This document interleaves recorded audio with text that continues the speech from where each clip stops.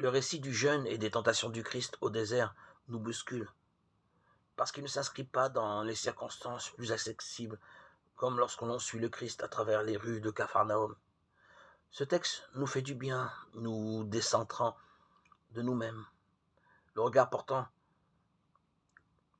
de Dieu, œuvrant d'un commun dessein pour la rédemption. La scène se situe après le baptême de Jésus et avant le début de la prédication dans une synagogue. Or, l'Esprit Saint est évoqué comme un fil conducteur reliant ces scènes. L'Esprit Saint descendu sur lui. Jésus, rempli d'Esprit Saint, revint du Jourdain et il fut conduit par l'Esprit au désert. Jésus retourna en Galilée avec la puissance de l'Esprit. L'Esprit du Seigneur est sur moi. Satan sait que un Messie, fils de Dieu, doit venir. Il compte bien saper ses efforts dès qu'il l'aura repéré.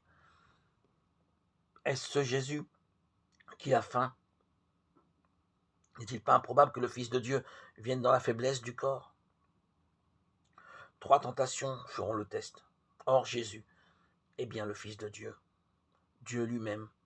La voix du Père s'est fait entendre lors du baptême. Celui-ci est mon Fils. Nous-mêmes, qui avons été consacrés par notre baptême, nous tirons notre force de cette adoption filiale. Nous sommes fils et filles de Dieu.